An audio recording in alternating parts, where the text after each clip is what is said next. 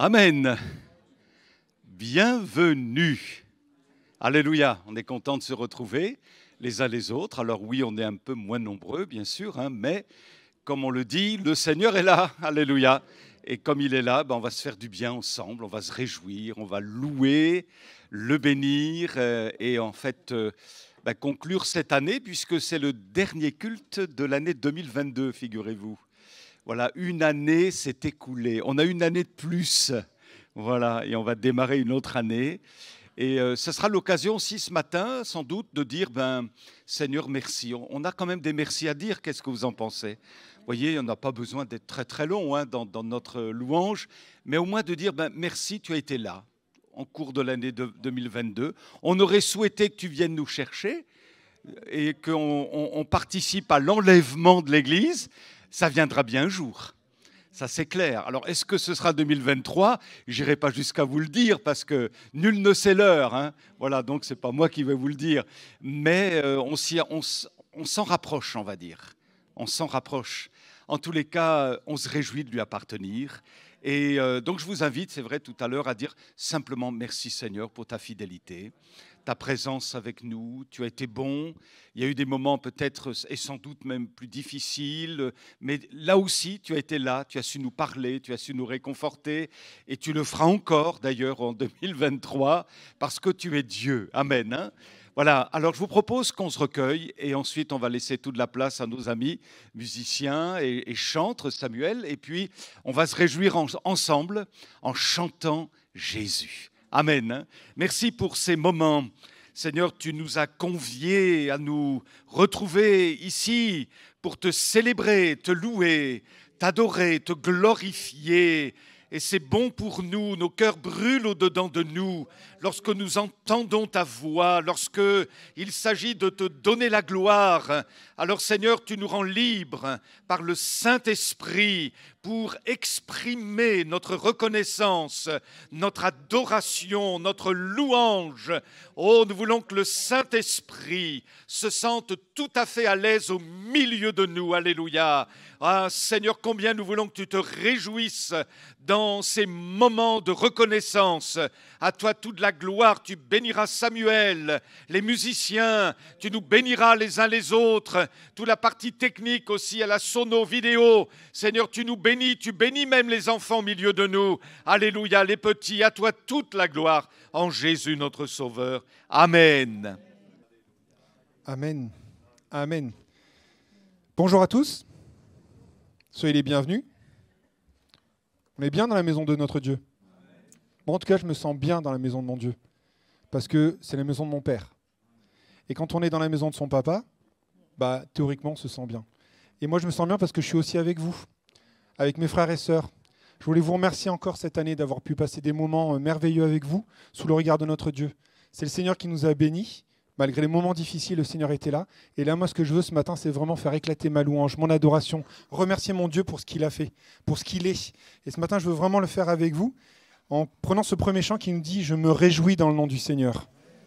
Je sais que ce n'est pas toujours évident, mais je pense qu'on peut le faire. Quelles que soient les circonstances, on peut compter sur notre Dieu. Je me réjouis dans le nom du Seigneur. Alors pour ceux qui le peuvent, pour ceux qui le veulent, je vous invite à vous lever pour qu'on puisse tous ensemble célébrer. Je vous rappelle ce que je vous ai dit l'autre fois. Toutes les chefs de chœur disent qu'on chante beaucoup mieux debout qu'assis.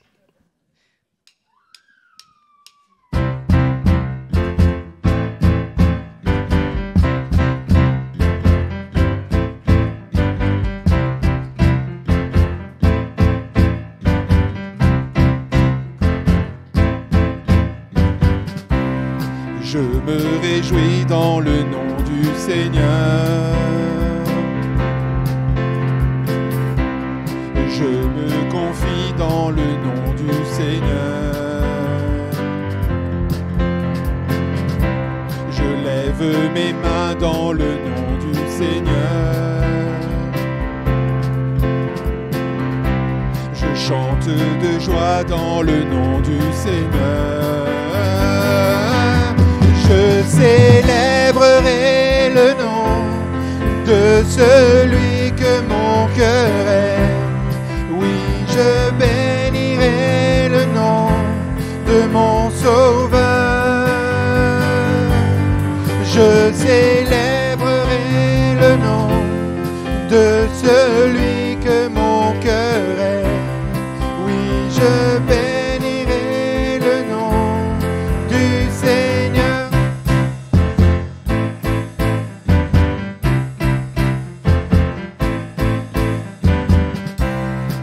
me réjouis dans le nom du Seigneur. Je me confie dans le nom du Seigneur. Je lève mes mains dans le nom du Seigneur. Je chante de joie dans le nom du Seigneur.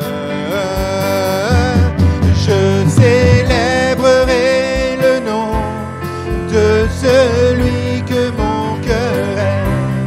Oui, je bénirai le nom de mon Sauveur. Je célébrerai le nom de celui que mon cœur aime. Oui, je bénirai le nom du Seigneur. Je célébrerai le nom de celui que mon cœur aime. Oui, je bénirai le nom de mon Sauveur. Je célébrerai le nom de celui que mon cœur aime. Oui, je bénirai le nom du Seigneur. Je célébrerai le nom du Seigneur. Je célébrerai le nom du Seigneur. Je célébrerai le nom du Seigneur. Je célébrerai le nom du Seigneur.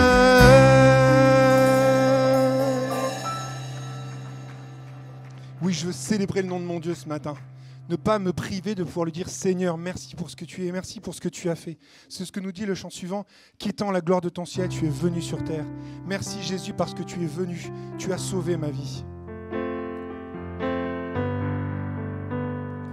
Quittant la gloire de ton ciel, tu es venu sur terre. Fils aimé du Dieu éternel, les bras tu as ouverts, ta grâce a bouleversé le cours de notre humanité. Nous crions ensemble victoire, Christ est la lumière du monde, que sa gloire couvre la terre, puissance infinie qui libère, son nom est saint, il est saint, il est saint. Nous les fils et les filles du roi, entonnons chaque jour un hymne de gloire et de joie, célébrant son amour. Les nations de la terre s'inclineront devant le Père, chanteront ensemble victoire, Christ est la lumière du monde, que sa gloire couvre la terre, puissance infinie qui libère, son nom est saint, il est saint, il est saint, Christ est la lumière du monde, que sa gloire couvre la terre, puissance infinie qui libère, son nom est saint, il est saint, son nom est saint, il est saint, il est saint, Christ est la lumière du monde, que sa gloire couvre la terre, puissance infinie qui libère, son nom est saint, il est saint, il est saint.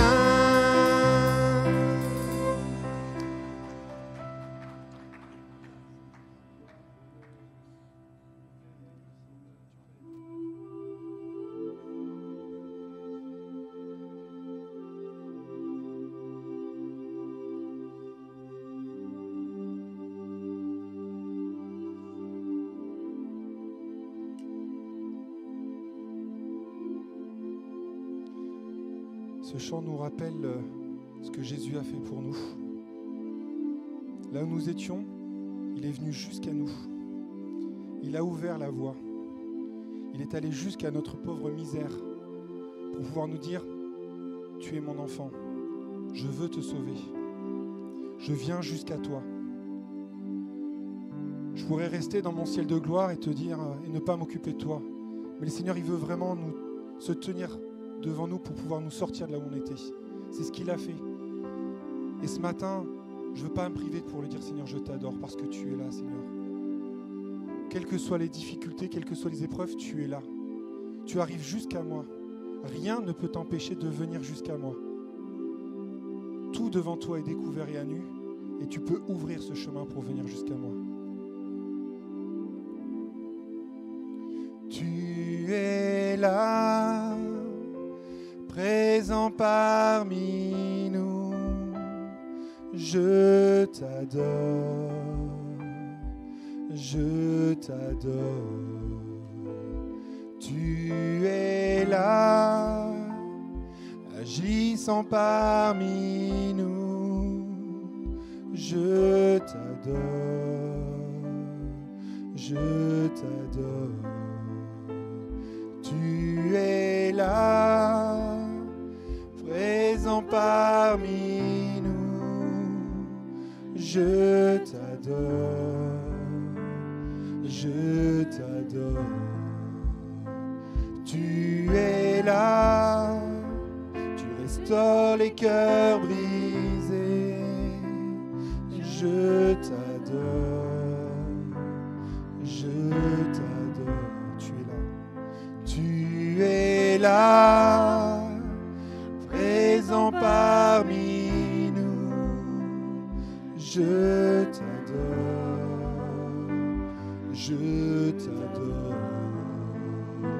Tu es là, agissant parmi nous, je t'adore, je t'adore. Tu es là, présent parmi nous, je t'adore, je t'adore. Tu es là, tu restaures les cœurs brisés, je t'adore, je t'adore. Un chemin au Père des miracles, tu tiens tes promesses, lumière dans les ténèbres, mon Dieu, c'est ce que tu es. Tu fais un chemin au Père des miracles, tu tiens tes promesses, lumière dans les ténèbres, mon Dieu, c'est ce que tu es. Tu fais un chemin.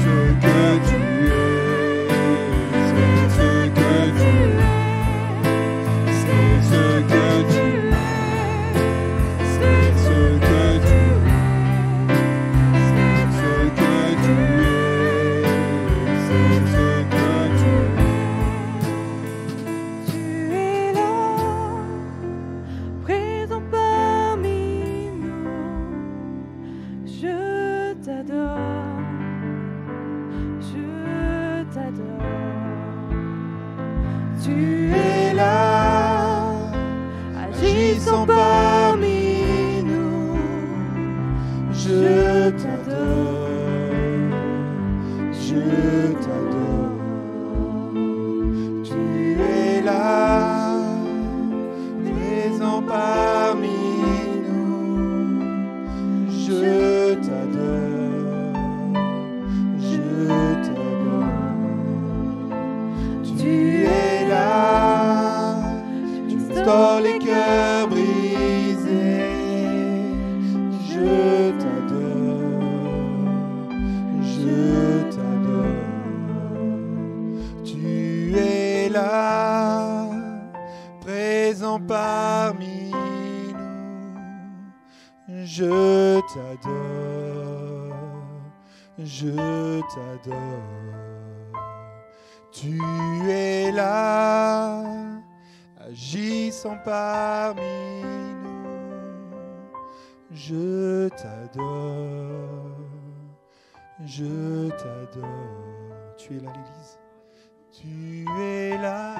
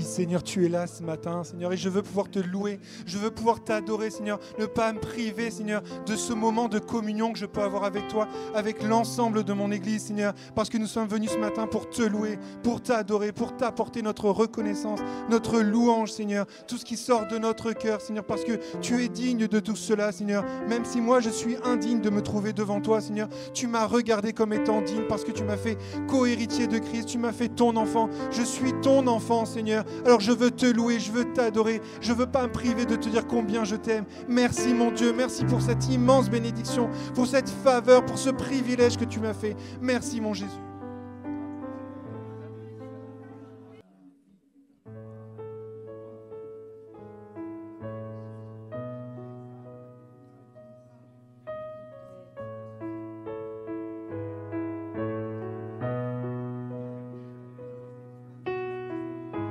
Seigneur, tu me cherches, tu me connais.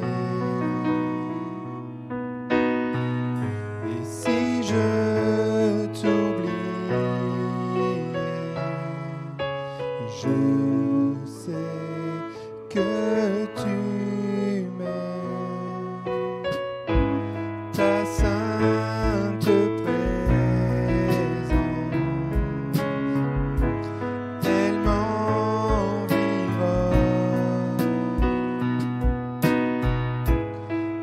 chaque mot. Je sais que tu m'aimes. Je sais que tu m'aimes. À la croix, je me prosterne où ton sang coula pour moi. Aucun amour n'est plus grand. Tu as gagné sur la mort, ta gloire remplit les lieux de vie. Rien ne peut nous séparer. Tu marches devant moi. Tu gardes mes pas. Ta main me soutient. Je sais que tu m'aimes. Je sais que tu m'aimes. À la croix, je me prosterne où ton sang coula pour moi. Aucun amour n'est plus grand. Tu as gagné sur la mort, ta gloire remplit les lieux de vie. Rien ne peut nous séparer. Tu déchires le voile, tu traces le chemin, car tu as tout accompli. Tu déchires le voile, tu traces le chemin, car tu as tout accompli. Si tout s'effondrait devant mes yeux, tu resterais là. Je sais que tu m'aimes. Je sais que tu m'aimes. À la croix, je me prosterne où ton sang coula pour moi. Aucun amour n'est plus grand.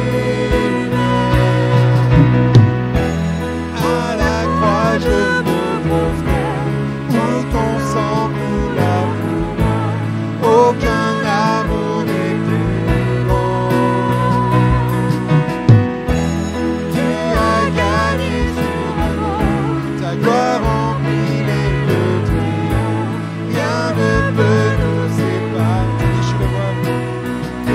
déchires le voile, tu traces le chemin, car tu as tout accompli. Tu déchires le voile, tu traces le chemin, car tu as tout accompli. Si tout s'effondrait,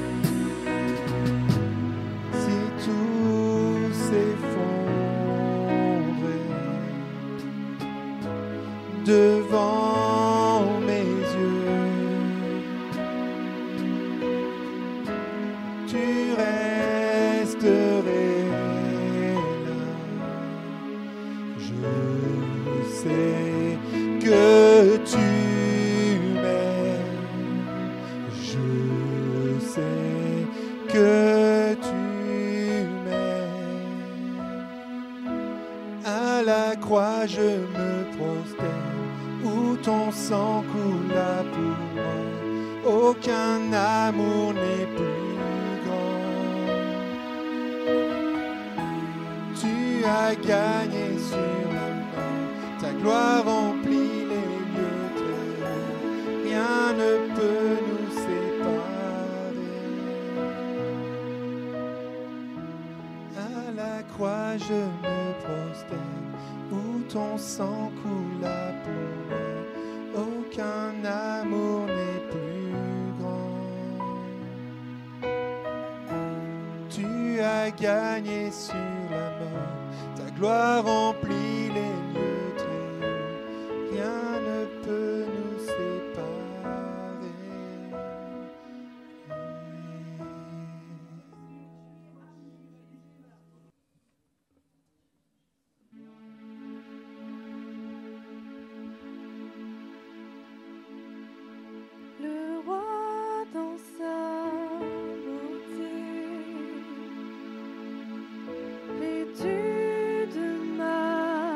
majesté. La terre est dans la joie, la terre est dans la joie. Sa gloire resplendit. L'obscurité s'enfuit au son de sa voix, au son de sa voix. Combien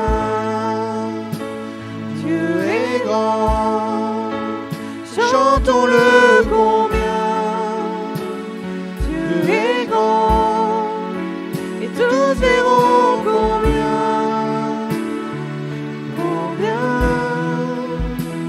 Dieu est grand.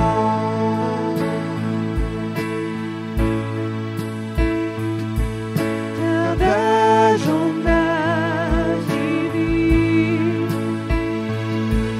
le temps lui est soumis. Commencement et fin, commencement et fin. Céleste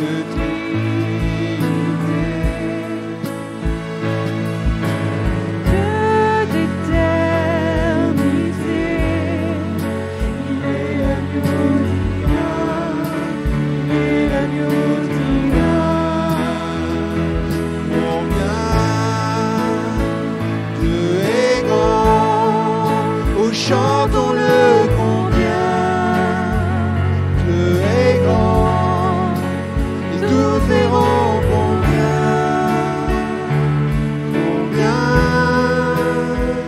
Dieu est grand,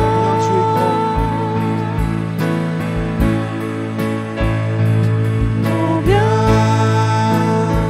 Dieu est grand, chantons-le.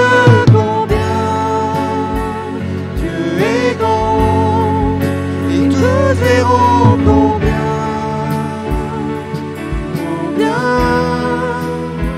Dieu est grand. Son nom est tout puissant. Son nom est tout puissant, digne de louange. Je chanterai.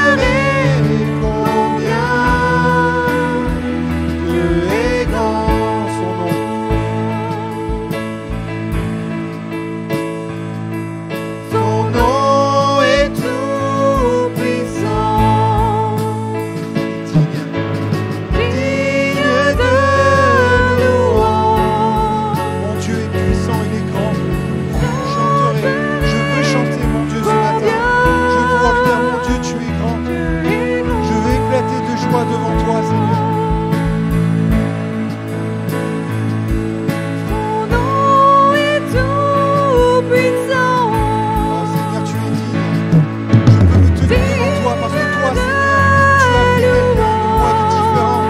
Tu m'as sauvé. Je chanterai combien. Tu es grand, mon Dieu, combien tu es grand. Combien tu es grand.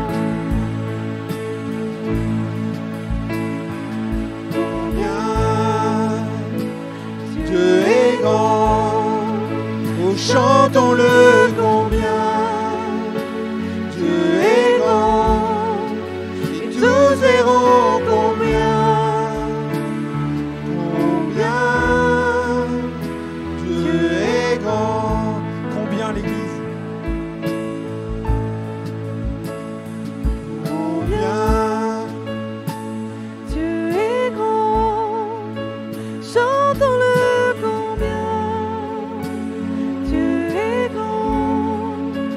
Tous verront combien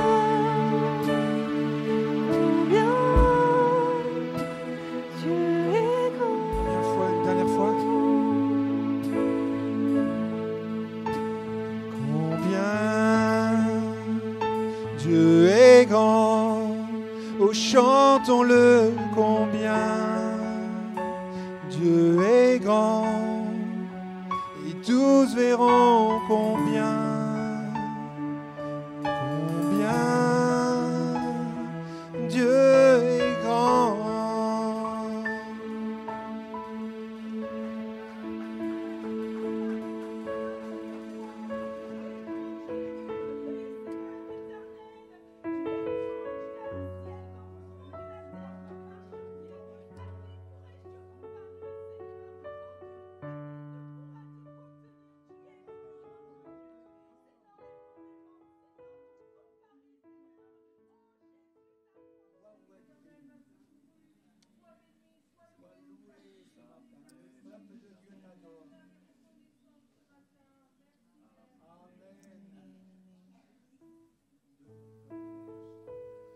Je voudrais juste qu'on reprenne le refrain « Combien Dieu est grand ». On va laisser la place à la parole de Dieu. Que ça puisse vraiment rester sur notre cœur. Combien Dieu est grand. Seigneur, nous voulons ce matin vraiment réaliser ton immensitude. Que tu es immense, mon bon Dieu. Merci parce que tu es un Dieu d'éternité. Ton immensité, pardon. Nous voulons, Seigneur, réaliser à quel point tu es immense. Combien tu es grand devant nous, Seigneur. Et Seigneur, nous, devant qui tu as frayé un chemin pour arriver jusqu'à nous, Seigneur, nous voulons pouvoir laisser éclater notre joie, notre louange, notre adoration pour te dire combien tu es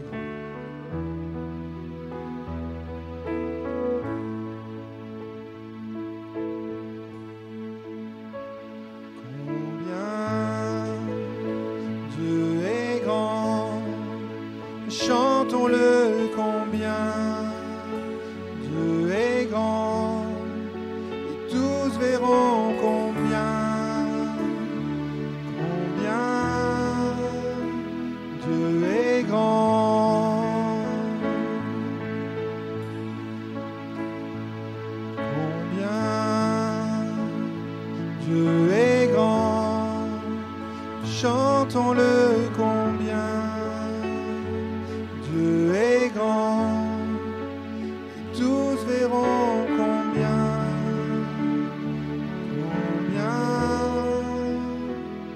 Dieu est grand.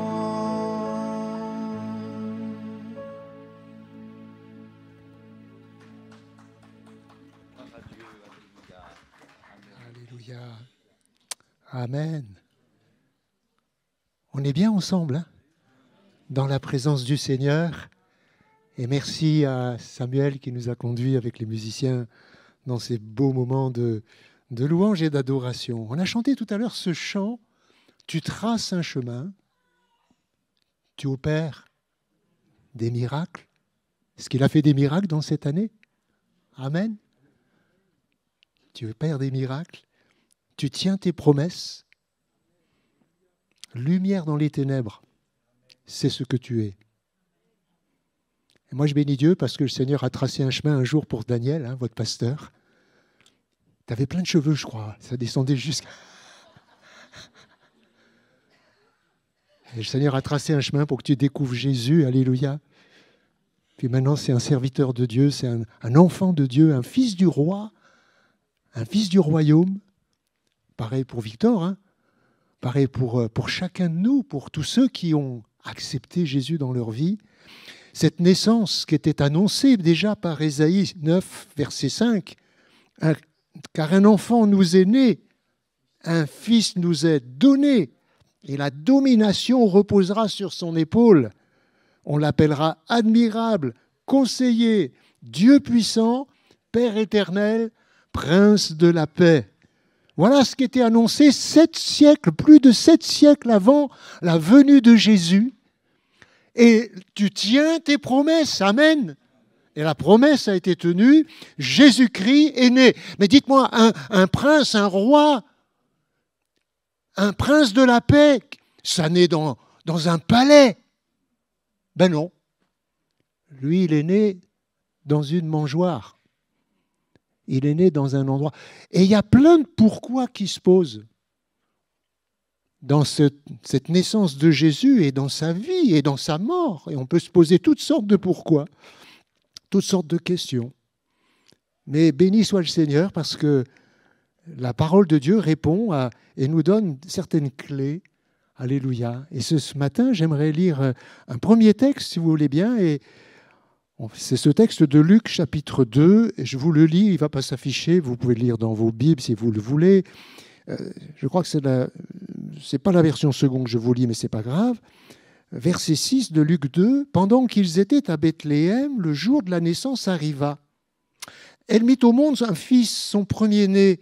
Elle l'enveloppa de lange et le coucha dans une mangeoire, parce qu'il n'y avait pas de place pour eux dans la salle destinée aux voyageurs. Dans cette même région, il y avait des bergers qui passaient la nuit dans les champs pour garder leurs troupeaux. Un ange du Seigneur leur apparut et la gloire du Seigneur les entoura de lumière. Ils eurent alors très peur.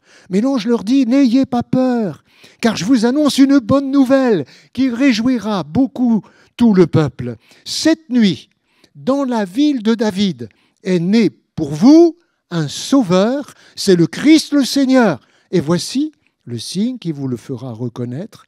Vous trouverez un nouveau-né enveloppé de langes et couché dans une mangeoire. Tout à coup, il y eut avec l'ange une troupe très nombreuse d'anges du ciel qui louaient Dieu en disant « Gloire à Dieu dans les cieux très hauts et paix sur la terre pour ceux qui l'aiment. » Lorsque les anges les eurent quittés pour retourner au ciel, les bergers se dirent les uns aux autres « Allons donc jusqu'à Bethléem. Il faut que nous voyions ce qui est arrivé, ce que le Seigneur nous a fait connaître. » Ils se dépêchèrent d'y aller et ils trouvèrent Marie et Joseph et le nouveau-né couché dans la mangeoire. Quand ils le virent, ils racontèrent ce que l'ange leur avait dit au sujet de ce petit enfant. Toutes les personnes qui entendirent les bergers furent étonnées de ce qu'il leur disait. Quant à Marie, elle gardait tout cela dans sa mémoire, elle y réfléchissait profondément. Puis les bergers prirent le chemin du retour, ils chantaient la gloire de Dieu et le louaient pour tout ce qu'ils avaient entendu et vu, car tout s'était passé comme l'ange le leur avait annoncé. Je voudrais juste souligner cette parole dans ce passage, c'est qu'il est dit ceci, cette nuit. Donc, il n'y avait pas à l'époque de 4G, de SMS, d'Internet et tout ça, mais Dieu a envoyé ce message à ces hommes, à ces bergers, dans la nuit, cette nuit. Et en quelque sorte, ces bergers vont être les premiers informés de la naissance de Jésus, du Sauveur, du Messie tant attendu, cette nuit. Pas besoin de tous ces moyens modernes que l'on a aujourd'hui. Et donc, ils sont en quelque sorte, ces bergers, les premiers témoins de la naissance du Fils de Dieu. Pourquoi des bergers? Et pourquoi pas des rois, des princes? Je m'interroge là-dessus. Et on va essayer de trouver la réponse. Ces bergers vivaient dans cette nuit, certainement comme toutes les autres nuits, toutes les autres journées, un moment paisible et calme, quand un ange leur est apparu, on vient de le lire, avec ce message extraordinaire. Cette nuit, dans la ville de David, est né pour vous un sauveur. C'est le Christ, le Seigneur. Et avec cette indication, vous allez voir le signe en trouvant dans une mangeoire un nouveau-né, un enfant, enveloppé dans des langes. Pourquoi l'ange est-il envoyé vers les bergers et non pas vers les grands hommes religieux de l'époque, de la ville de Bethléem ou même de Jérusalem? Pourquoi?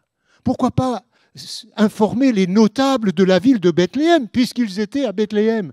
Alors, c'était certainement pas monsieur le maire, mais tous les grands personnages de cette ville.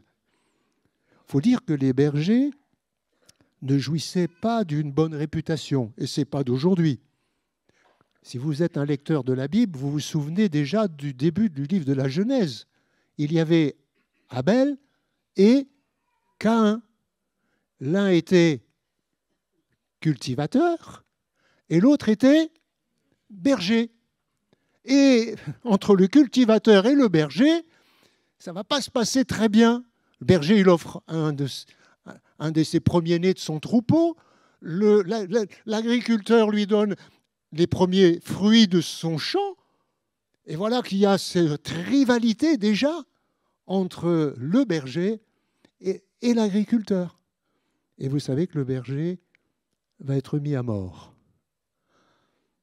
On voit encore dans d'autres situations, quand les fils d'Israël descendent en Égypte, Joseph a été envoyé en avance pour préparer leur venue. Il va souffrir toutes sortes de choses, mais lorsqu'il voit sa famille revenir, ce qui est un miracle, on a le Dieu du miracle, alléluia. Eh bien, Joseph, il va dire, vous direz, tes serviteurs ont élevé des troupeaux depuis notre jeunesse. Vous habiterez dans le pays de Goshen, car tous les bergers sont en abomination aux Égyptiens. Et en fait, à l'époque, et ça remontait à bien des siècles, les bergers étaient des gens mal aimés, des gens un petit peu méprisés, C'était des gens un petit peu rêveurs, vous savez, ils gardaient les troupeaux. L'agriculteur, lui, il fallait qu'il travaille la terre, il fallait qu'il transpire, qu'il sue, qu'il s'épuise. Le berger, c'était un petit peu considéré comme, je dirais, des gens un peu inférieurs, pas très recommandables. Et vous savez, dans le monde, il y a des gens qu'on peut regarder comme des gens méprisables. Peut-être vous avez été regardé comme ça. Peut-être qu'on vous a méprisé, qu'on vous a regardé comme quelqu'un de second rang, de sans valeur. Moi, quand j'étais enfant, je ne sais pas pourquoi, on se moquait souvent de moi. Alors j'allais chercher mon grand frère pour me défendre. J'ai un de mes petits-fils qui arrive tout à l'heure là, à la maison, et il y a quelques années de ça, c'est pas si vieux, il est un jeune ado actuellement, et il a expliqué à ses parents qu'il était harcelé dans son lycée par un autre enfant. Et parfois, vous ne savez pas pourquoi. On ne vous aime pas, on vous méprise. Eh bien, les bergers, c'était des gens comme ça, des gens méprisables. Mais j'aimerais vous dire que pour Dieu, vous n'êtes pas méprisables. Vous êtes des gens, quel que soit le regard des autres, vous avez un regard béni de Dieu sur votre vie. Qui que vous soyez, quel que soit votre état, votre condition, vos pensées. Alors les bergers, des gens méprisés, des gens qu'on mettait plutôt loin des villes, vous savez, il fallait qu'ils vivent dans les campagnes, dans les montagnes, pas au milieu des autres. Eh bien, pourtant, à Bethléem, il y avait des bergers qui vivaient près de la ville, des bergers et des troupeaux bien particuliers, parce que ces bergers-là étaient en fait des bergers qui étaient des bergers prêtres qui préparaient, qui veillaient sur les brebis qui allaient être destinées à être offertes en sacrifice à 10 kilomètres de là, dans le temple de Jérusalem, Bethléem qui est tout près de Jérusalem. Et ces brebis-là qu'ils élevaient, ce n'étaient pas des brebis pour la consommation habituelle, c'était des brebis qui avaient une valeur spirituelle, puisqu'ils allaient être offertes dans le temple. Des bergers qui étaient formés pour prendre soin de tous ces petits agneaux qui venaient au monde et qui allaient les entourer de toute leur attention et les mettre. Alors, ce n'était probablement pas des étables comme on les connaît, probablement que c'était des grottes dans lesquelles ils les cachaient et ils les plaçaient là, en sécurité, dans une mangeoire. Et puis, ils étaient formés pour sélectionner les meilleures bêtes afin d'offrir à la Pâque, le jour de Pâques, dans cette Pâque juive, le plus bel agneau. Et vous savez que dans toutes les maisons juives, à l'époque, quand on célébrait la Pâque, chaque famille se rassemblait, choisissait un agneau. Et s'ils étaient trop peu nombreux, ils se mettaient à plusieurs familles.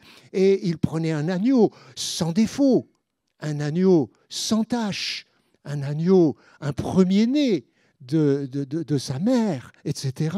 Il y avait des conditions bien précises. Et il fallait que ce sacrifice-là, il soit fait dans de bonnes conditions. Et bien sûr, pour le grand sacrificateur qui allait offrir le sacrifice dans le temple de Jérusalem, on allait choisir la meilleure des bêtes. Imaginez l'étonnement des bergers qui, eux, arrivent à Bethléem, arrivent dans ce lieu où se trouvent Marie et Joseph. Il faut que nous voyions, disait-il, ce qui est arrivé, ce que le Seigneur nous a fait connaître. Oui, il faut que chacun connaisse ce qui est arrivé cette nuit-là. Et c'est sans tarder qu'il faut le faire. Dieu désire révéler à tous les hommes qu'il a envoyé le Sauveur, promis dans l'Ancien Testament, ce Christ qui était annoncé. Tous les hommes, même les bergers, même les plus méprisés des hommes. Ces gens tout simples, sans grande instruction, peut-être comme vous, ou comme j'ai pu être, des gens pas mis sur un piédestal. Eh bien, à ces gens-là, Dieu veut se révéler. Certains naissent dans des familles aisées. Vous auriez pu naître dans la famille Rockefeller, ou je ne sais quelle grande famille. Peut-être vous êtes né dans une famille que personne ne connaît, une famille qui n'est pas très célèbre. D'autres naissent dans des familles modestes, comme ces bergers de Bethléem. Mais à tous, Dieu veut se révéler. Et ce sont eux, ces bergers, qui vont être les premiers témoins de la naissance du Sauveur du monde. Ce Sauveur qui, plus tard, va oser toucher le lépreux, va oser parler, manger avec les gens de mauvaise vie, les gens qu'on méprisait, les gens qu'on rejetait. Il va oser prendre les enfants dans ses bras, ces enfants qu'on repoussait, parce que les enfants, tant qu'ils étaient enfants, ils n'avaient pas à s'occuper des autres affaires. Et lui, Jésus, va les prendre dans ses bras. Quelle différence dans l'attitude de ce Fils de Dieu. Les bergers arrivent donc dans ce lieu où se trouvent Joseph, Marie et l'enfant. Et imaginez un peu leur étonnement quand dans leur grotte, ils voient dans la mangeoire, non pas un agneau, mais ils voient un enfant. Imaginez un peu leur surprise, qui est en fait, ils voient de leurs yeux celui qui va être le véritable agneau de Dieu, comme le dira Jean-Baptiste plus tard. Voici l'agneau de Dieu qui ôte le péché du monde. En fait, ces bergers étaient un peu les meilleurs experts pour pouvoir identifier celui que Dieu allait offrir en sacrifice pour nos péchés, pour que nous soyons pardonnés, pour que nous puissions être sauvés, réconciliés avec Dieu. Alléluia. En offrant non pas le sang d'une bête, le sang d'un animal, d'un agneau, d'une brebis ou d'un quelconque animal, mais c'était son propre sang. Et je voudrais vous laisser cette parole d'Hébreux, chapitre 9, verset 11, où il nous est dit ceci: « Mais Christ est venu comme souverain sacrificateur des biens à venir. Il a traversé le tabernacle plus grand et plus parfait, qui n'est pas construit par la main de l'homme, c'est-à-dire qui n'est pas de cette création. Et il est entré une fois pour toutes dans le sanctuaire, non avec le sang des boucs et des veaux, mais avec son propre sang. C'est ainsi qu'il a obtenu une rédemption éternelle. Car si le sang des boucs et des taureaux et la cendre d'une génisse qu'on répand sur ceux qui sont souillés les sanctifie de manière à purifier la chair, voici ce que dit l'Épître aux Hébreux: combien plus le sang de Christ, qui par l'Esprit éternel s'est offert lui-même sans tache à Dieu, purifiera-t-il notre conscience des œuvres mortes pour que nous servions le Dieu vivant. Alléluia, l'agneau de Dieu. Alors certains ont dit, oui, mais ce n'est pas possible. Vous savez, les sceptiques ont toujours des arguments. Les bergers ne sont pas en hiver, en train de garder leurs troupeaux dehors. Il fait trop froid. Alors c'est bon de savoir qu'il est très probable que la race de ces brebis, il y a plusieurs races de brebis, vous le savez, et on pense que c'est une race awassi qui est très fréquente, d'ailleurs dans ces régions du Liban, d'Israël et de ces alentours de l'Orient. Et cette race-là est une race particulière parce que cette race de brebis met bas, en fait, sur la période d'hiver, entre décembre, janvier, février. Et il n'est pas étonnant que ces bergers étaient la nuit en train de garder leurs troupeaux. Et on imagine bien que face à la rigueur de l'hiver, dès qu'une brebis mettait bas, ils devaient se précipiter pour la prendre, l'entourer, la mettre dans des linges, la mettre au chaud, la mettre à l'abri pour en prendre soin, parce que c'était vraiment quelque chose de précieux, un agneau qui vient au monde. Alléluia. Oui, ces bergers avaient cette habitude de faire cela, et on bénit le Seigneur parce que si Christ finalement s'est révélé en premier à des bergers, n'est-ce pas parce qu'il va devenir plus tard et dire lui-même: je suis le bon berger. Non seulement Jésus aime les bergers, mais Jésus va être le bon berger. Jean 10, 10, vous le connaissez ce verset. Le voleur ne vient que pour dérober, égorger et détruire. Moi, je suis venu pour que les brebis aient la vie et qu'elles soient dans l'abondance. Je suis le bon berger. Le bon berger donne sa vie pour ses brebis. Vous comprenez que les bergers, en fait, sont donc les premiers témoins, mais pas les derniers. Il y en a bien d'autres témoins que Jésus est le Christ et que le nouveau-né qui est né ce jour-là dans cette mangeoire, ce nouveau-né-là, c'est le Christ de Dieu. Et on va lire un autre passage dans Matthieu au chapitre 2, versets 1 à 22, un passage qui nous parle d'autres personnes qui vont venir, et certainement pas avant les bergers, puisque les bergers sont venus la nuit même, juste après la naissance de Jésus. Probablement, on pense qu'il y avait peut-être même certaines semaines qui s'étaient écoulées, voire plusieurs mois. L'enfant n'est plus dans la mangeoire. Mais voici ce que nous dit Matthieu dans son chapitre 2. Après la naissance de Jésus à Bethléem, en Judée, à l'époque où Hérode était roi, des savants vinrent d'Orient. Ils arrivèrent à Jérusalem et demandèrent « Où est l'enfant qui vient de naître, le roi des Juifs ? Car nous avons vu son étoile apparaître en Orient et nous sommes venus nous prosterner devant lui. » Quand le roi Hérode apprit cette nouvelle, il fut troublé, ainsi que toute la ville de Jérusalem. Il réunit tous les grands prêtres et les spécialistes des Écritures et leur demanda où le Christ devait naître. Ils lui répondirent « À Bethléem, en Judée. Car voici ce que le prophète a écrit.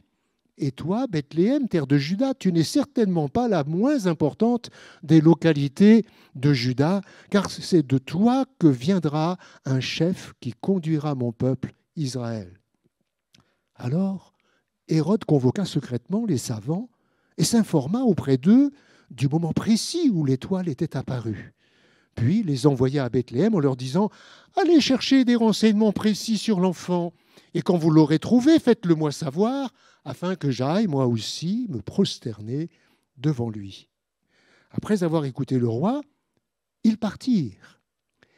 Et l'étoile qu'ils avaient vue en Orient les précédait.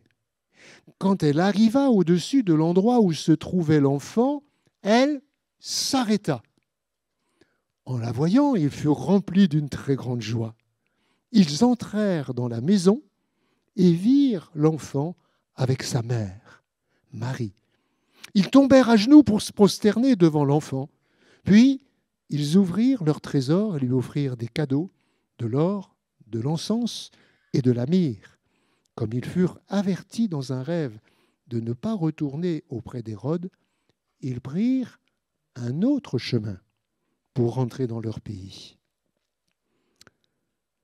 Après avoir parlé de ces premiers témoins, les bergers de Bethléem, on se trouve maintenant avec d'autres témoins, des mages, des savants, des gens qui viennent d'un pays bien lointain, en Orient, on ne sait pas quel pays exactement, mais assez distant du pays d'Israël, des hommes qui ont tout laissé pour faire ce long et périlleux voyage. Vous imaginez, ils étaient quand même chargés d'or, chargés de trésors, de cadeaux. Et à l'époque, les routes n'étaient pas aussi sûres que ce que nous vivons aujourd'hui. Ce n'était pas l'autoroute. Et prendre le chemin pour traverser ces contrées avec de telles richesses, c'était vraiment très risqué. Et là, on se trouve avec des personnages donc tellement différents des bergers. Dans plusieurs traductions, on voit des mages. Là, c'est écrit des savants. Enfin, oui. Et en fait, c'était probablement des prêtres, des gens savants, des personnages instruits. Mais quelque part, surtout, je dirais, des hommes en recherche. Des sortes d'astronomes. Je ne sais pas s'il faut dire astrologues, mais on comprend bien dans ce texte que ces hommes avaient les yeux fixés sur le ciel. Et ils regardaient les étoiles. Ils regardaient les astres. Alors, je ne sais pas s'il y a des gens qui regardent les astres ici. Moi, je suis un fan quand j'étais enfant, quand j'étais ado. Je me suis mis à regarder les étoiles. Et c'est vrai que c'est fascinant. C'est extraordinaire. C'est beau le ciel. Non ? Et je me rappelle une fois, j'ai regardé le ciel et moi, je passais du temps. Des fois, j'attendais même, je me réveillais dans la nuit pour aller voir le ciel étoilé. J'habitais à Nice à l'époque et j'aimais bien voir les étoiles. Et j'avais vu qu'il y avait un endroit où il y avait quelque chose, un objet particulier à voir dans la nébuleuse d'Andromède. Alors j'attendais ce moment-là. Puis quand j'ai regardé cette nuit-là, tout d'un coup, dans le ciel, je vois une tache, c'était pas une étoile, c'était une tache carrément. T'imagines, Daniel? Une tache blanche. Oh, c'était Andromède. Alors je prends ma petite lunette astronomique toute modeste, je pointe ma petite lunette là-dessus, je regarde là, et alors là, je vois des centaines d'étoiles qui brillent. Oh, je suis émerveillé. Ben, eux, c'est pas ça qu'ils ont vu. Hein. Eux, c'est une étoile qui les a dirigés vers Jésus. Et quand on lit ce passage, il faut savoir que la venue d'un Messie, ce n'était pas connu que du peuple d'Israël. Tout le monde avait entendu parler de l'histoire d'Israël.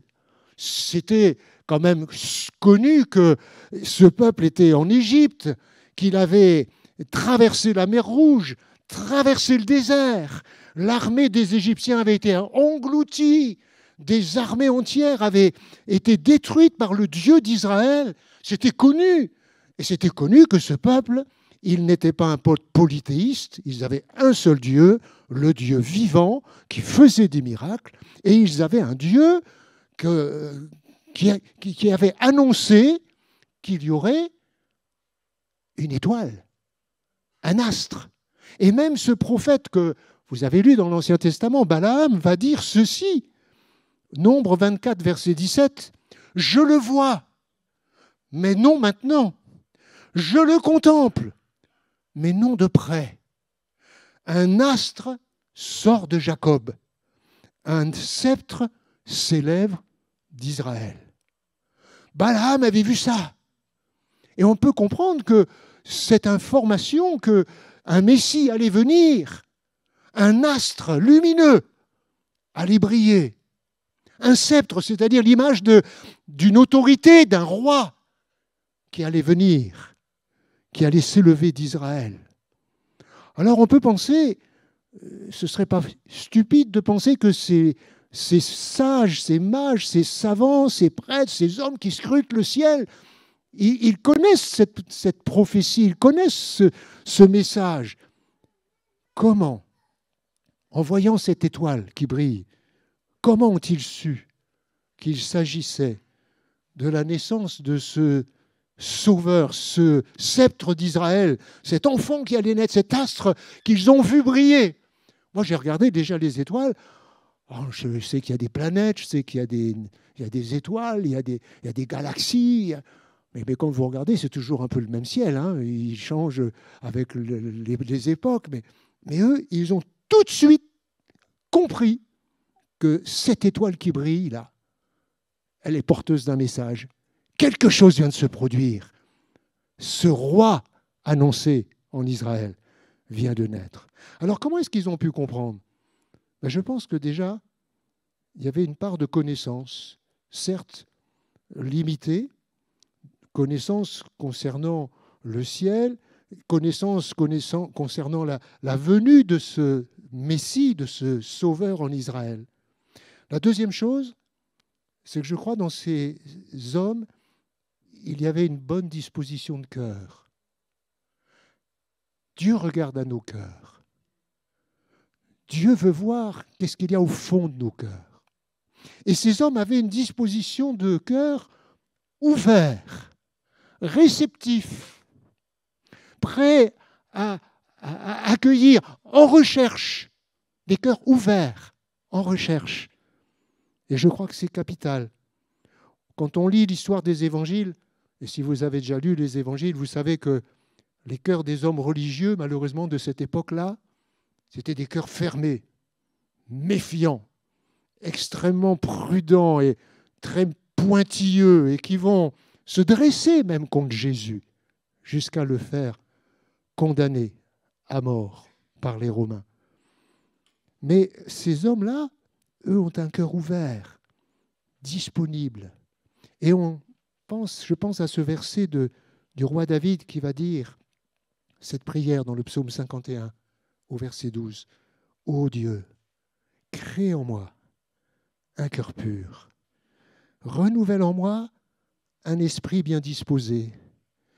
Et ces mages qui ont cette disposition de cœur vont alors avoir comme cette révélation de Dieu dans leur cœur que cette étoile qui brille, c'est l'annonce de cet événement majeur qui va changer le cours de l'humanité et qui peut changer le cours de nos vies.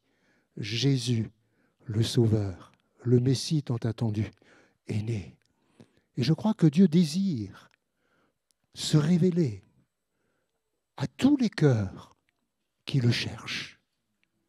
Dieu veut que tous les cœurs qui le cherchent le trouvent. Et quand je lis cette histoire de ces mages, de ces sages d'Orient, je crois que c'est comme une preuve que même si quelqu'un vit loin de Dieu, loin du peuple d'Israël, loin de l'histoire biblique, si vous vivez loin, dans les ténèbres, au loin, dans un pays lointain, et si dans vos pensées, dans votre vie, vous êtes loin de Dieu, Dieu désire se révéler à votre cœur si votre cœur est ouvert. Et j'ai envie de vous dire, ouvrez votre cœur à la révélation de Dieu, cette révélation indispensable. Non seulement l'Ancien Testament le dit au travers du prophète Jérémie, vous me chercherez et vous me trouverez si vous me cherchez de tout votre cœur. Et Jésus va reprendre cette même parole, qui sera en fait la parole qui va m'amener à la vraie conversion. Cherchez et vous trouverez. Alléluia. Et si vous cherchez, Jésus va se révéler. Cet astre brillant, vous savez que les scientifiques, moi je suis un peu de culture scientifique, hein. Les astres brillants, les scientifiques, ils ont essayé de l'expliquer. Alors il y a un grand astronome qui s'appelle Kepler, qui a pensé que c'était une conjonction entre deux planètes, Jupiter et Saturne. D'autres ont pensé, ont émis l'hypothèse que peut-être cet astre brillant dans la Bible, ce serait la comète Halley, qui est une comète très connue. Vous voyez, quand elle passe près de la Terre, vous avez ça dans les journaux, sur Internet. C'était une comète qui passait. Alors pourquoi pas? Mais alors, quelque chose qui me surprend, si cet événement astronomique qui s'est passé dans le ciel, cet astre brillant, était un événement purement naturel, pourquoi ces savants sont-ils aussitôt partis à la rencontre de ce roi d'Israël qui venait de naître? C'est pas raisonnable. Vous imaginez si jamais c'était vraiment un événement purement naturel, ils n'auraient pas bougé de leur pays. Ils sont allés directement sur le pays d'Israël. Et ils sont allés dans la capitale, Jérusalem, vers Hérode. Où est le roi des Juifs qui vient de naître? Alors vous imaginez la tête d'Hérode. On venait de le nommer roi des Juifs peu de temps avant. Et il apprend qu'il y a un roi des Juifs qui vient de naître, un concurrent. Remarquez, c'était un bébé. Mais il a peur d'un bébé. Oui, c'est surprenant, mais ce roi Hérode va en fait s'enquérir, et c'est là ce texte de Michée, chapitre 5, verset 1er.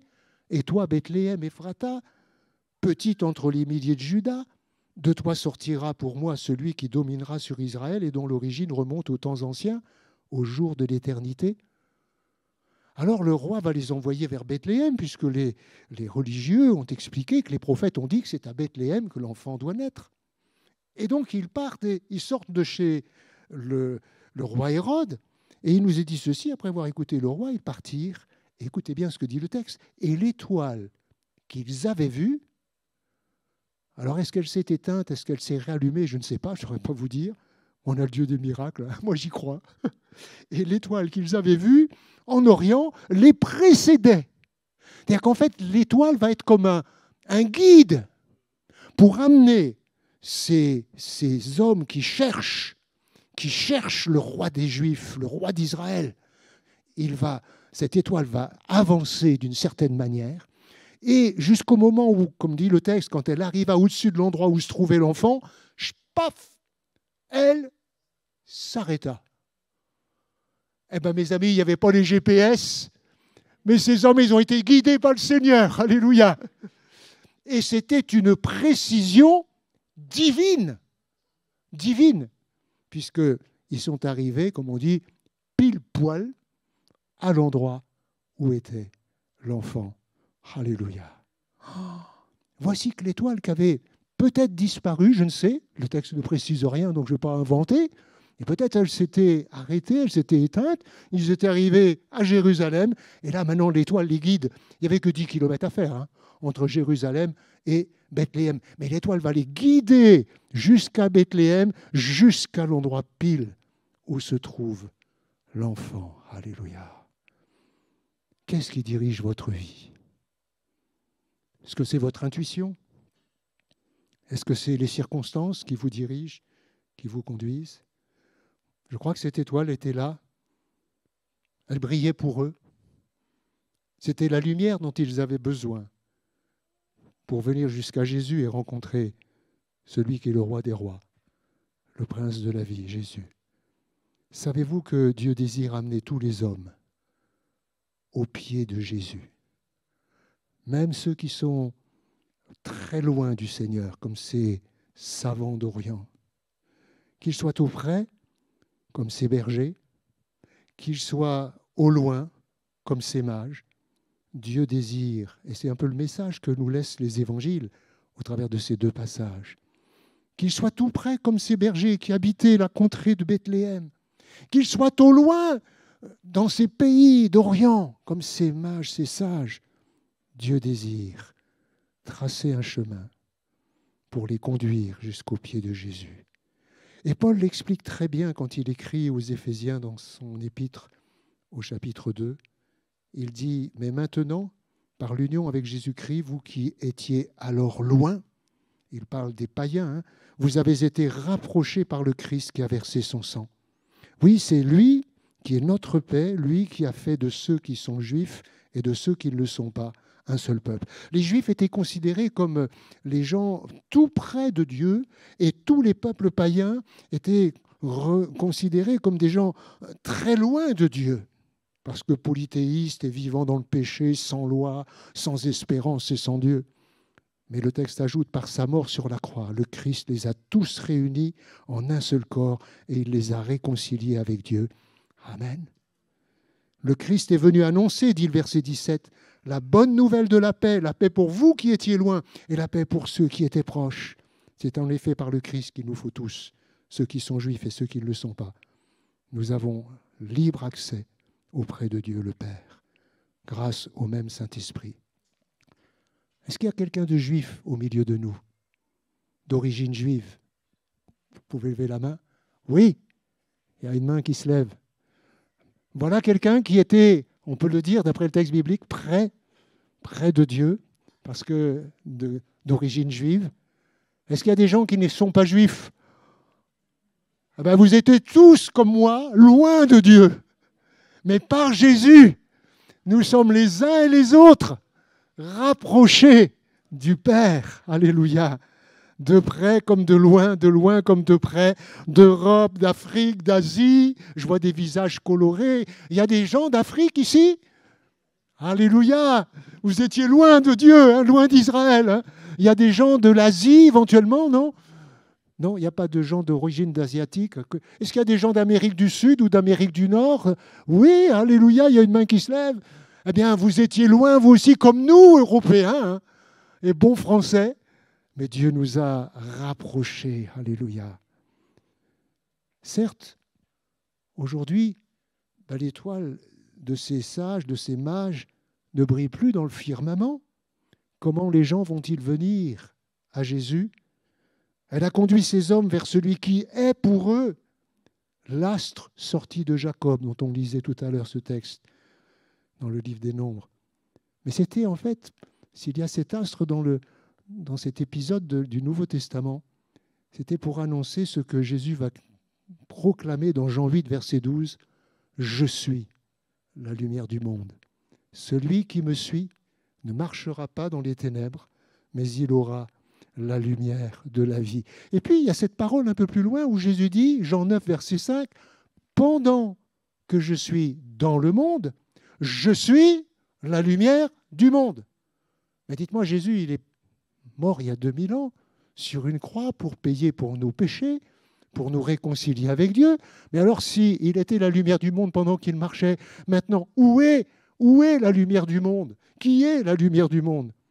Eh bien, Jésus nous a donné la réponse dans Matthieu 5, verset 14, puisqu'il nous dit « Vous êtes la lumière du monde ». Amen. Que votre lumière luise ainsi devant les hommes, afin qu'ils voient vos bonnes œuvres et qu'ils glorifient votre Père qui est dans les cieux. Vous savez ce que ça veut dire, le mot star en anglais? Étoile. Et il y a bien des stars qui brillent dans ce monde. Il y a quelques jours, c'était la Coupe du monde de football. Hein. Et il y avait les stars du foot. Alléluia. Mbappé et les autres. Hein. Les stars. Et combien de jeunes footballeurs voudraient bien être des stars du football? On a même un jeune pasteur qui est avec nous maintenant. Comment il s'appelle? Le frère qui est à Saint-Saëns. C'est un ancien footballeur. Il est venu en France pour être une star du football. Bertin, c'est ça. Il joue au foot. Il est venu pour faire du foot et pour être une star du foot. Mais maintenant, c'est une star de Jésus. Alléluia. Et je pense à ce témoignage de Nathalie l'autre jour qui m'a touché, qui m'a vraiment réjoui. Nathalie, tu es une star pour Jésus. Alléluia. Et chacun de vous qui avez donné votre vie au Seigneur, mais aujourd'hui, ne cherchez pas à être une star du foot, du showbiz ou de je ne sais quoi, mais puissiez-vous briller. Puissions-nous chacun briller pour être des stars du Seigneur, des étoiles, comme des étoiles qui conduisent au pied de Jésus, comme cette étoile qui a conduit ces hommes tellement loin de Dieu, les a conduits au pied du Seigneur. Puissiez-vous être une star du Seigneur, briller là où Dieu vous a placé, dans votre famille, près de vos voisins, dans votre église, auprès de vos enfants, de vos petits-enfants, auprès de vos cousins, de vos cousines, de toute votre famille, pour les attirer à Jésus et les amener jusqu'à lui. Je conclus en disant ceci. On a chanté ce chant « Tu traces un chemin ». Vous avez compris que Dieu a vraiment tracé un chemin pour ses bergers, pour ses mages, pour ses sages d'Orient. Il a tracé un chemin aussi pour nous qui sommes au Seigneur aujourd'hui. Et Dieu veut tracer un chemin pour tous ceux qui ne le connaissent pas. Et si quelqu'un ce matin ne le connaît pas, Dieu veut tracer un chemin pour toi. Dieu veut faire briller une étoile pour toi dans ta nuit, dans la nuit que tu traverses. La nuit de ces bergers s'est éclairée par ce chant des anges, ce message des anges. La nuit de ces mages s'est éclairée par cet astre brillant qui s'est mis à briller et les guider jusqu'en Israël, jusqu'au pied de Jésus. Dans ta nuit de détresse, ta nuit de déprime, ta nuit peut-être de péché, ta nuit de questionnement. Tu es tellement mal au fond de toi, Dieu veut faire briller ce matin dans ta vie sa lumière. Il est la lumière du monde. Il a brillé un jour dans mon cœur. Et aujourd'hui, eh bien, il fait briller nos vies, la vie de tous ces bien-aimés qui ont accepté Jésus comme leur sauveur. Et Dieu voudrait faire briller sa lumière dans ta vie. Où en es-tu avec Jésus? Est-ce que tu brilles? Est-ce que tu brilles pour amener les autres à connaître Jésus? Qu'est-ce qu'on va faire de ce message? Est-ce qu'en 2023, on va briller pour juste notre petite maison, on est chez nous, on est là, on brille, on aime le Seigneur, Jésus brille pour nous, il trace notre route, on est sur le chemin étroit qui mène à la vie éternelle. Est-ce qu'on brille pour nous? Ou est-ce qu'on ne brille pas plutôt pour que d'autres nous voient briller? N'est-ce pas ce que Jésus a laissé quand il dit « Vous êtes la lumière du monde ». Que le Seigneur nous aide dans ce changement d'année peut-être, eh bien, à réaliser que s'il est venu briller dans nos cœurs et s'il a mis sa lumière en nous, c'est pour qu'on puisse briller à notre tour et attirer d'autres, montrer le chemin à d'autres pour qu'ils puissent venir eux aussi découvrir la grandeur et la beauté de ce Fils qui est né dans cette mangeoire, mais qui est mort sur la croix, qui est le roi des rois, le prince de la vie. Je termine avec ces 2 versets. Jean 14, verset 6. Jésus qui dit « Je suis le chemin ». Oui, on a chanté « Tu traces un chemin », mais maintenant Jésus est le chemin. Il est notre chemin que nous suivons, la vérité et la vie. Nul ne vient au Père que par moi. C'est lui que nous suivons. C'est lui qui est notre étoile brillante. Comme le dit Apocalypse 22, versets 16 et 17, et je conclus avec ce verset. « Moi, Jésus, j'ai envoyé mon ange pour vous attester ces choses dans les églises. Je suis le rejeton et la postérité de David, l'étoile brillante du matin. » C'est lui, l'étoile brillante du matin. L'esprit et l'épouse disent « Viens ». Si quelqu'un n'est pas au Seigneur, l'église que nous sommes, l'église d'Elbeuf, mais toute l'église ici autour de Rouen, toute l'église en France et dans le monde entier, dit à tous ceux qui ont soif, à tous ceux qui entendent, que celui qui entend dise « Viens, viens ». Que celui qui a soif, si quelqu'un a soif ce matin, toi peut-être qui es dans cette salle, toi peut-être qui écoutes cette vidéo, si tu as soif, viens, que celui qui a soif vienne, que celui qui veut prenne de l'eau de la vie, gratuitement. On peut courber nos fronts et bénir le Seigneur ensemble. Merci Jésus, parce que dans nos ténèbres, tu as brillé, Seigneur. Toi, l'astre brillant, toi, ce sceptre royal, tu as brillé dans mon cœur, tu as brillé dans le cœur de tous tes rachetés, tu as tracé un chemin pour nous, tu as opéré des miracles pour que nous comprenions que tu es le Dieu qui fait des choses extraordinaires, qui est le créateur de toute la création. Tu as opéré des miracles. Tu es venu comme une lumière dans nos ténèbres. Alléluia. Et on veut te bénir parce que tu es venu éclairer nos ténèbres et changer nos ténèbres en lumière. Loué sois-tu parce que maintenant tu es le chemin, la vérité et la vie.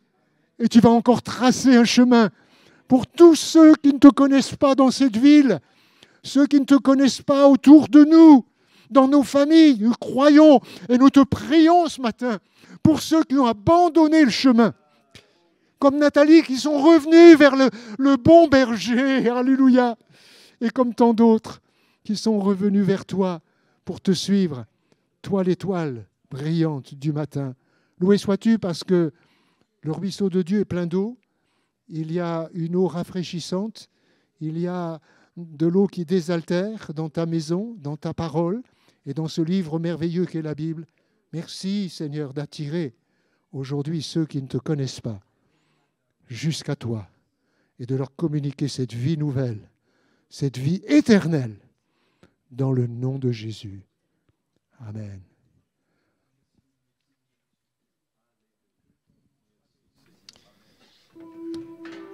Je vous propose de reprendre ce chant qui nous dit « Tu es là » comme une évidence après ce message.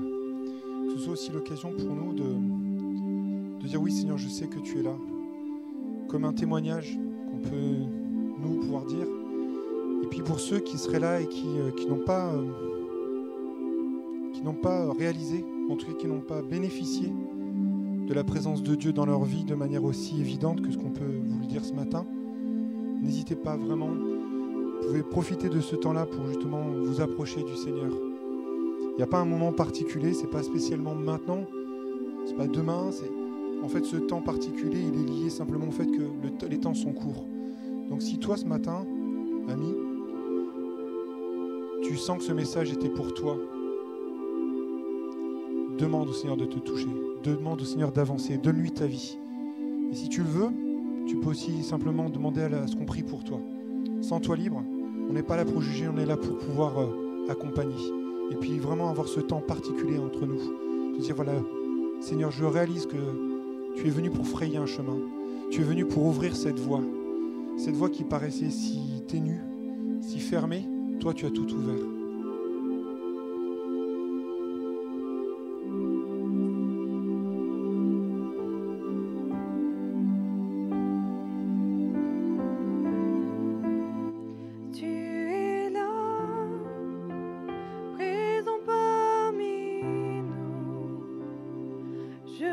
t'adore, je t'adore. Tu es là, agissant parmi nous. Je t'adore, je t'adore. Tu es là, présent parmi nous. Je t'adore, je t'adore. Tu es là, tu restaures les cœurs brisés. Je t'adore, je t'adore. Tu es là, présent parmi nous. Je t'adore, je t'adore. Tu es là, agissant parmi nous. Je t'adore, je t'adore. Tu es là, présent parmi nous. Je t'adore, je t'adore. Tu es là, tu restaures les cœurs brisés. Je t'adore, je t'adore. Tu ferais un chemin. Au Père des miracles, tu tiens tes promesses. Lumière dans les ténèbres, mon Dieu, c'est ce que tu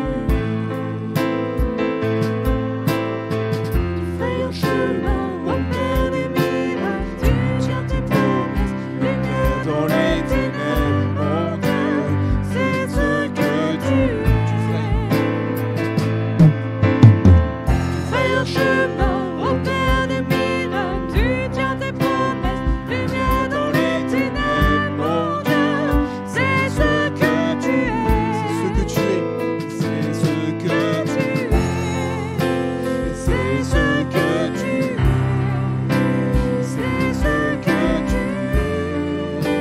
C'est ce que tu es. C'est ce que tu es. C'est ce que tu es. C'est ce que tu es. C'est ce que tu es. Tu es là, présent parmi nous. Je t'adore, je t'adore. Tu es là, agissant parmi nous. Je t'adore, je t'adore. Tu es là, présent parmi nous. Je t'adore, je t'adore. Tu es là, tu restaures les cœurs brisés. Je t'adore, je t'adore. Pendant qu'on va laisser la musique continuer, j'ai sur le cœur vraiment que au moins une personne ce matin a vraiment besoin qu'on prie pour elle. Alors, si tu sens que ce message était pour toi, si tu sens que tu as vraiment besoin que l'Église prie pour toi, avance-toi sur le devant. N'aie pas peur, n'aie pas honte. Tu peux être un ami, tu peux être un frère, une sœur, mais je sens au fond de moi que quelqu'un a besoin vraiment d'un temps particulier où l'Église prie pour toi, pour ta situation, pour ta famille, pour quelque chose de particulier. Je ressens vraiment cette chose au fond de mon cœur. Avance-toi sur le devant et fais confiance à ton Dieu. Pasteur, si vous voulez bien vous approcher pour ces frères, ces sœurs qui ont besoin vraiment de ce temps particulier. Je veux vraiment qu'on se laisse guider par notre Dieu. Pouvoir vraiment dire, Seigneur, je sais que tu vas agir. Tu connais toutes choses dans ma vie. Tu sais exactement ce dont j'ai besoin. Tu sais vraiment ce qui va me permettre d'avancer. Je veux sortir de cette situation.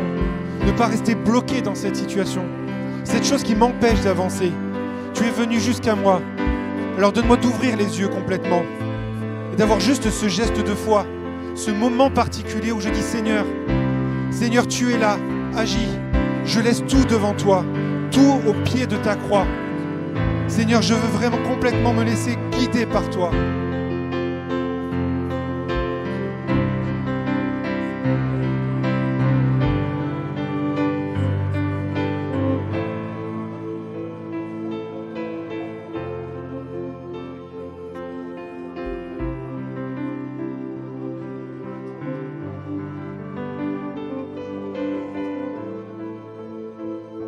Tu es là, présent parmi nous. Je t'adore, je t'adore. Tu es là, agissant parmi nous. Je t'adore, je t'adore. Tu es là, présent parmi nous. Je t'adore, je t'adore. Tu es là, tu restaures les cœurs brisés.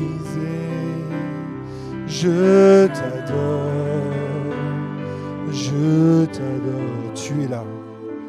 Tu es là, présent parmi nous.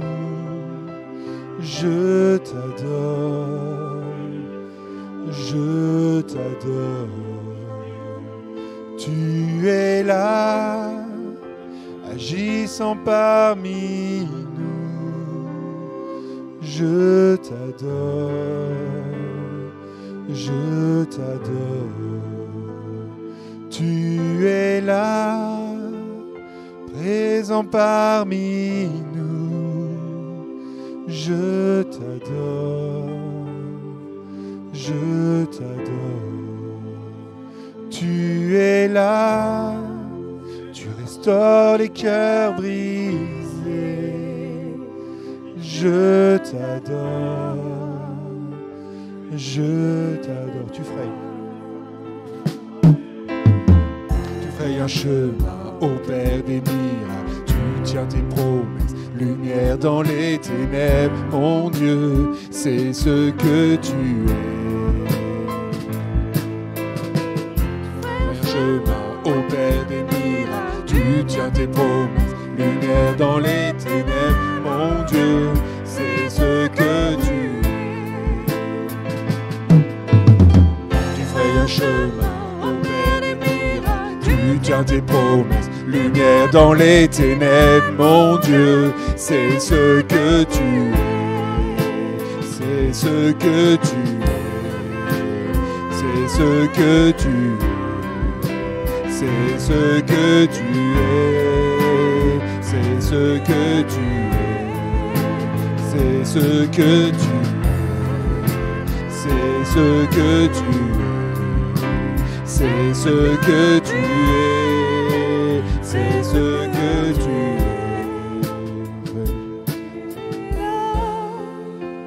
Présent parmi nous, je t'adore, je t'adore.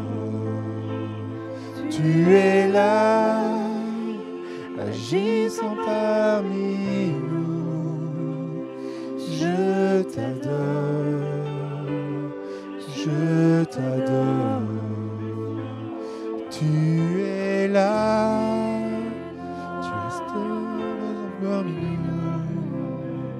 Je t'adore, je t'adore.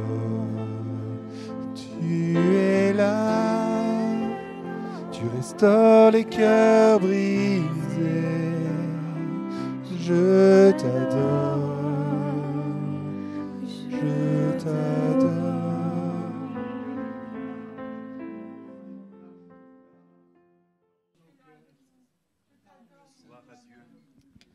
Amen. Un grand merci au Seigneur pour ces merveilleux moments qu'on a passés ce matin. Amen. Hein? Et on est persuadé que le Saint-Esprit est au milieu de nous, qu'il agit dans nos cœurs, que des vies ont été impactées, amen, par l'Évangile, par la présence de Jésus. Et ça réjouit nos cœurs. Amen. Hein? Il y a de la joie parce que Christ est au milieu de son peuple. Amen. Merci à notre frère d'avoir délivré aussi cette parole. Ça nous a fait du bien. Gloire à Dieu. Amen. Hein? Bonne fête de Noël à chacun. Hein? Amen. Hein? Soyez bénis. On est d'accord? Tu peux le dire à ton voisin. Tu peux le dire à ta voisine, devant, derrière. Sois béni. Alléluia. Sois béni. Un bon retour à chacun. Amen. Amen.